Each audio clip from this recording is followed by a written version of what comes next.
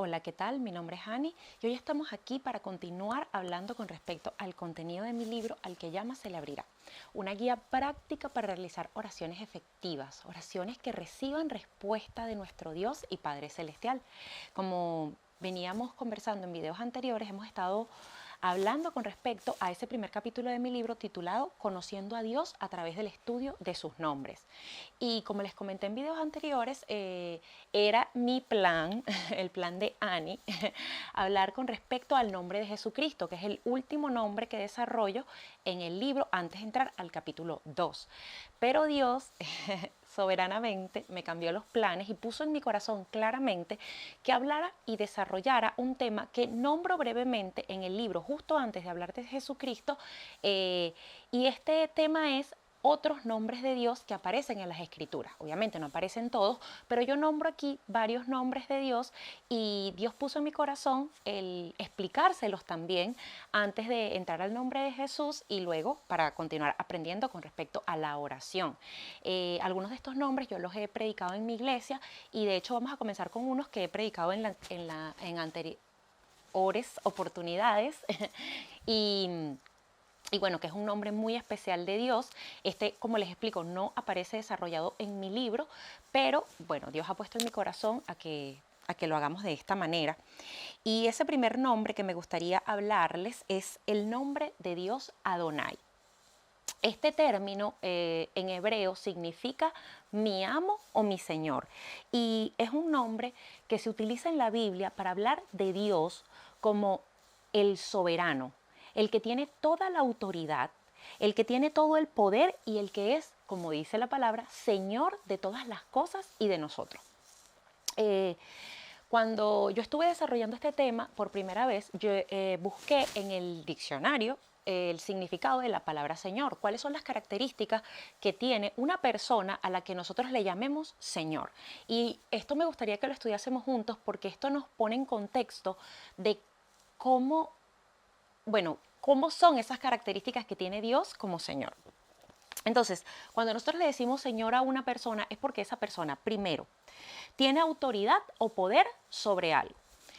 En la antigüedad existía una figura a la que se le llamaba el señor feudal, que era el dueño de las tierras. Esta persona tenía toda la autoridad sobre todas las personas que vivían en las tierras de las cuales él era dueño. Y allí se hacía lo que él decía. Las personas tenían que hacer caso al señor feudal y era como que él era el presidente, por decirlo de alguna manera, de esas tierras. Es decir, él tenía el poder político, el poder militar y el poder económico. Ahí se hacía todo lo que el señor decía. Y los que vivían en esas tierras pues les tenían que obedecer. Entonces, esa es una de las características de cuando nosotros utilizamos la palabra Señor, que esa persona tiene poder y autoridad. Otra característica es que este título indica respeto sobre aquello o aquella persona a la que se le coloca este título. A mí se me venía un ejemplo muy venezolano o muy latinoamericano, que es que a nosotros en nuestros hogares muchas veces nos enseñan a nuestros papás a decirle señor o señora. Y esto se ve mucho cuando ellos, por ejemplo, nos mandan a hacer alguna cosa. Por ejemplo, mi papá a veces me decía, Ani, ayuda a tu mamá en la cocina o ayuda a tu mamá con tu hermanito. Y yo le respondía a mi papá, sí señor, y iba y hacía lo que él me decía. O mi mamá, Ani, hiciste los deberes, anda a hacer tus deberes, la tarea.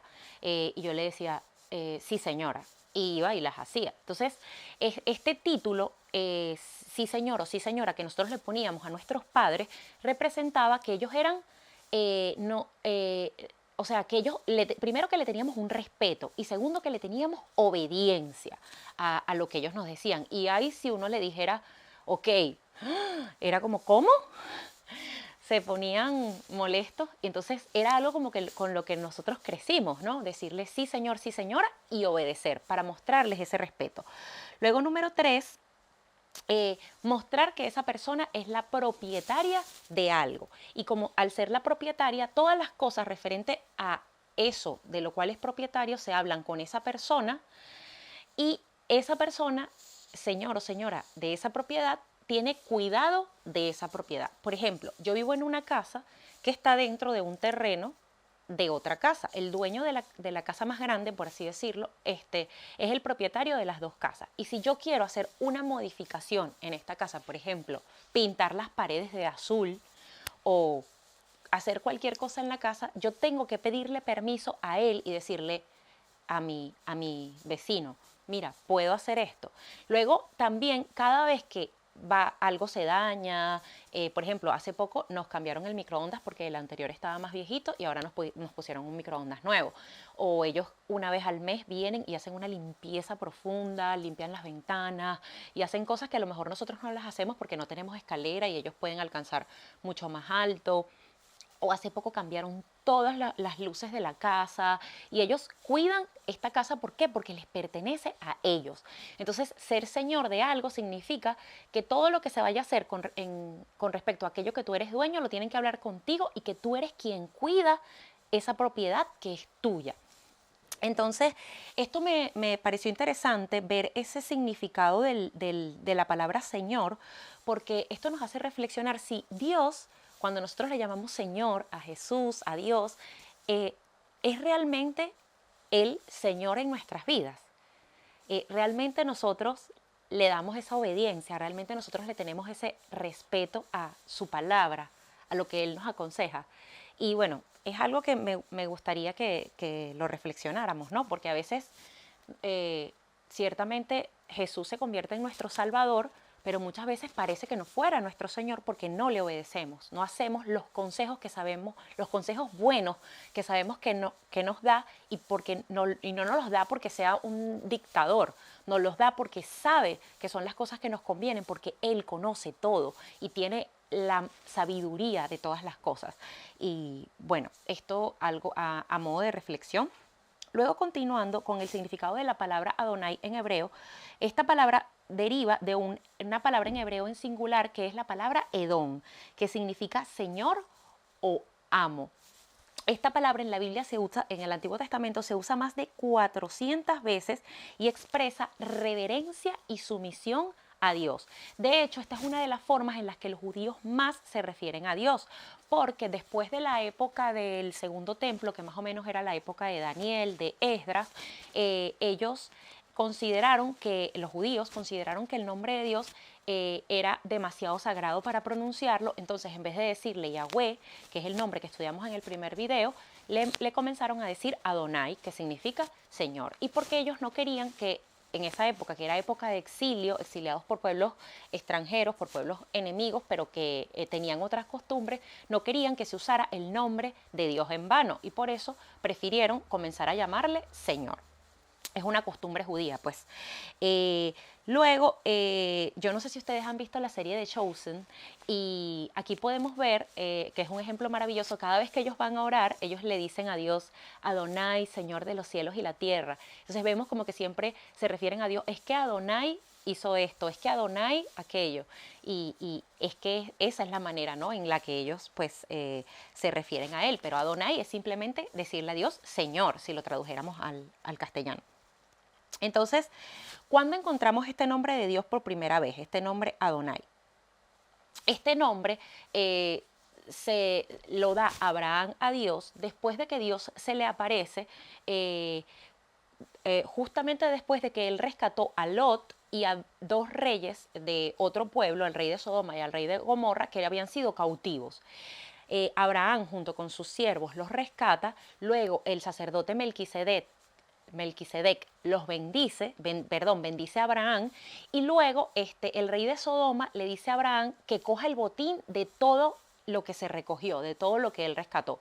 Y Abraham le responde al rey de Sodoma, no, yo no voy a coger nada de lo que tú me estás dando, porque no vaya a ser que después tú digas que tú me enriqueciste a mí. Entonces él se quedó sin ningún botín. Y justamente después de esto, Dios se le aparece para decirle lo siguiente, Génesis 15, 1.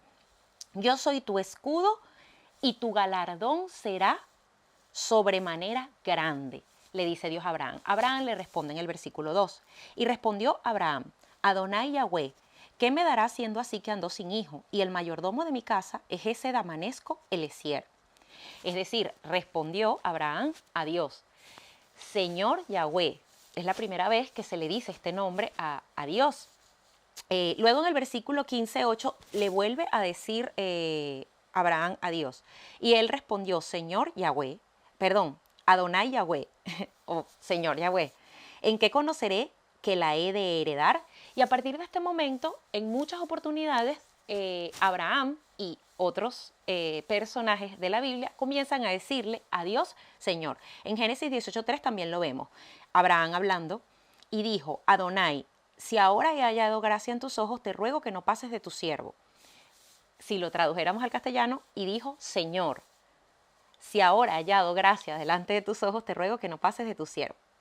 Entonces, ¿pero qué significa entonces que a nosotros en las escrituras y hoy en día, qué significa a nivel espiritual que nosotros le digamos Adonai, que nosotros le digamos Señor a Dios?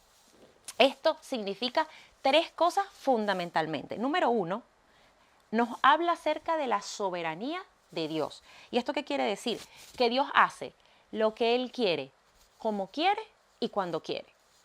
Esto es muy importante porque muchas veces nosotros en nuestras oraciones le pedimos cosas a Dios y Dios nos responde muchas veces de la manera en la que nosotros esperamos que Él nos responda. Y esto es porque Él es soberano y Él sabe cuál es la mejor respuesta a todas aquellas cosas que nosotros le pedimos, porque Él tiene toda la sabiduría, Él conoce el pasado, el presente y el futuro, y Él conoce el propósito de las cosas y cómo se va a desarrollar nuestra vida. Entonces, Él puede dar la mejor respuesta dentro de su soberanía.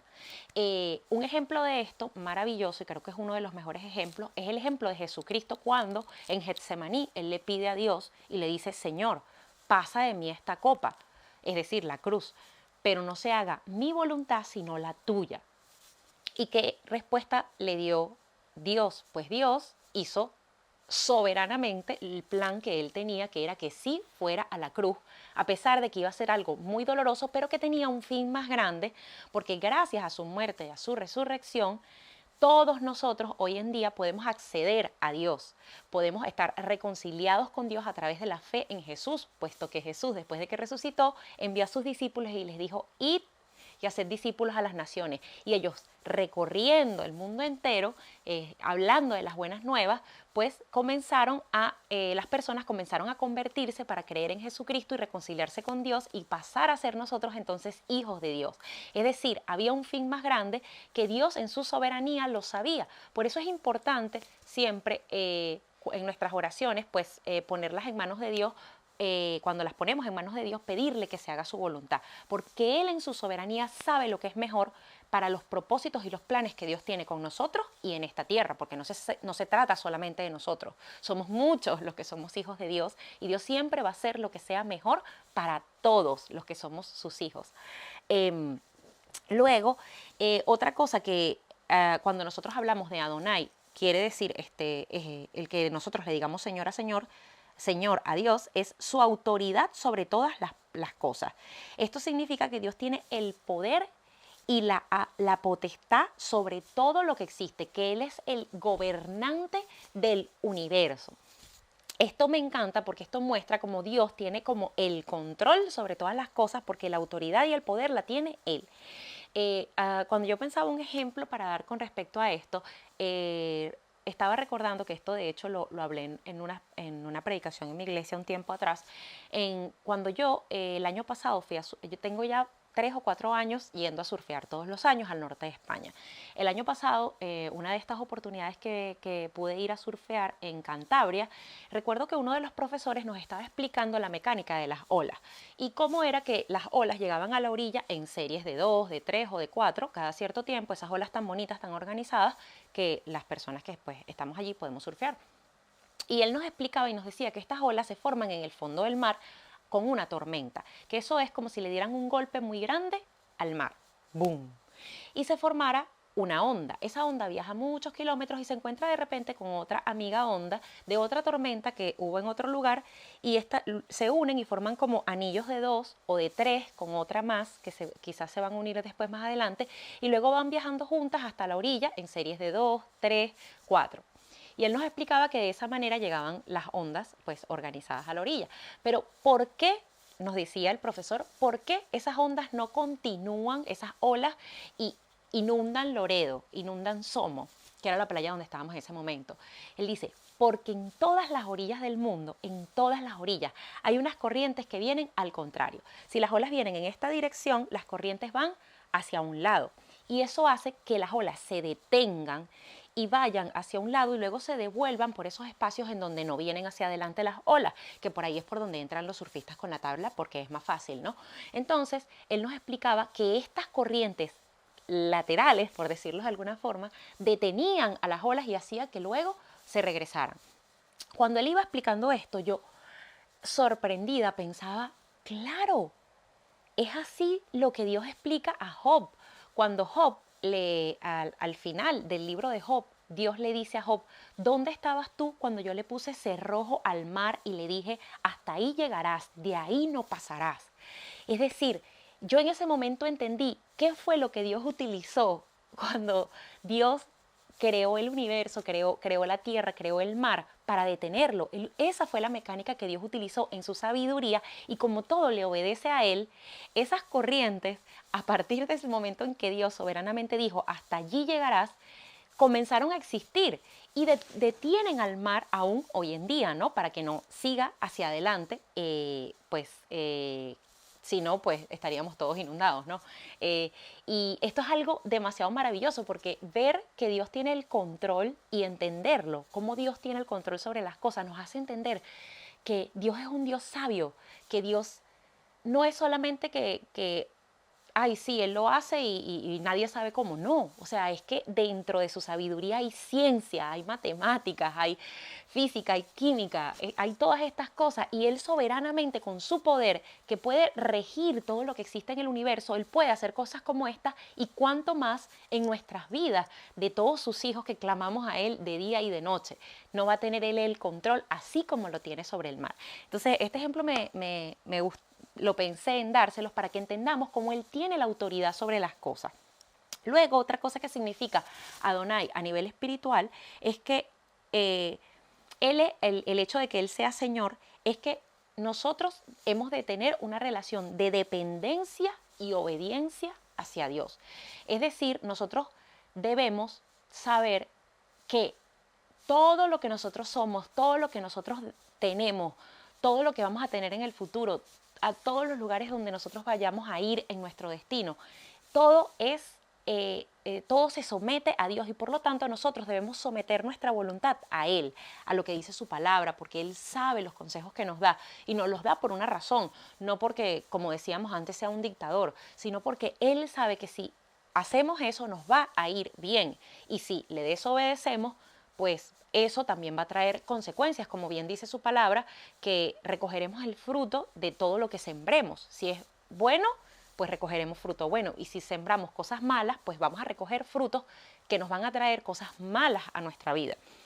Entonces, eso es lo que significa que tengamos una relación de dependencia y obediencia a Dios, que dependamos de Él para todo, para lo que vamos a hacer, para lo que vamos a tener. Todo debemos tener esa relación donde estamos como un papá, como un niño pequeñito con su papá, sabiendo que depende de él para que le dé su alimento, para que lo cambie, para que lo bañe, para que lo cuide, para que lo duerma, para que lo lleve a la escuela. Pues esa dependencia y luego esa obediencia de saber que si él nos da un consejo, ese consejo es el mejor, porque Él tiene el conocimiento de todo, porque Él es santo, Él sabe más que nosotros y por eso debemos tomarlo en serio. Ahora bien, este título de Señor no solamente se le da a Yahvé en el Antiguo Testamento, sino que también se le da a Jesucristo en el Nuevo Testamento gracias a lo que Jesús hizo en la cruz. Vamos a leer Apocalipsis 19:16. Y en su mano y en su muslo tiene un nombre escrito, Rey de Reyes y Señor de Señores. Él es Señor de señores. Esto nos lo repiten en 1 de Timoteo 6, 14 y 15. Que guardes el mandamiento sin mácula ni reprensión, hasta la aparición de nuestro Señor Jesucristo, la cual a su tiempo mostrará el bienaventurado y solo soberano, Rey de Reyes y Señor de señores. Gracias a su sacrificio en la cruz, Jesús ahora tiene un reinado absoluto y todo se somete a Él. Todo lo que está en los cielos y en la tierra se somete a la autoridad de Jesucristo, como bien nos indica también Efesios 1 del 21 al 23. Y este versículo me encanta.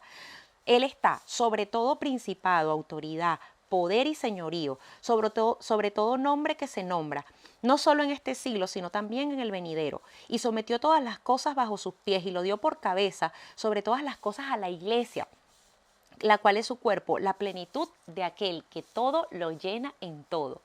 Todo se somete a Jesús, que es Señor de señores.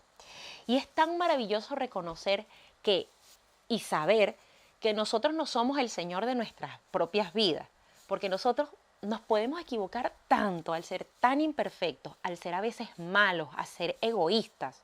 No somos nosotros nuestro propio Señor, ni tampoco es nuestro Señor otra persona, que también se puede equivocar, porque como humanos no hay justo ni uno, dice la palabra, o sea, no hay bueno ni uno solo. Y qué maravilla saber que el Rey de Reyes y Señor de Señor, el Rey de nuestras vidas, el Señor de nuestras vidas, es Jesucristo, quien todo lo controla, quien es el gobernante del universo, al que todo se somete a sus pies. Él es Señor de nosotros, de nuestras circunstancias, de lo que nos rodea, de nuestro futuro. Es un alivio, es un descanso de saber que confiamos en Adonai, en el Señor y en Jesucristo su Hijo, el Rey de Reyes y Señor de Señores, que estamos, al tenerlos a ellos como Señor de nuestras vidas, estamos en las mejores manos, porque con Dios Él siempre va a tener la última palabra, sobre todo, sobre nosotros y sobre todo lo que estamos viviendo. El Todopoderoso es el Señor de nuestras vidas. Y bueno, me encantaría continuar hablándoles con respecto a otros nombres de Dios, así que voy a intentar hacerles algunos otros videitos donde también brevemente pues hablemos con respecto a ellos antes de hablar del nombre de Jesucristo. Y bueno, recordarles que si quieren adquirir mi libro está en Amazon de su país, en la descripción van a poder ver los links y a que se mantengan conectados para continuar conociendo con respecto a los nombres de Dios. Que Dios los bendiga muchísimo, gracias por su atención y espero que puedan y crezcan en fe y confianza en ese Dios que es Señor del universo y Señor de nuestras vidas. Amén. Que Dios los bendiga, hasta un próximo video.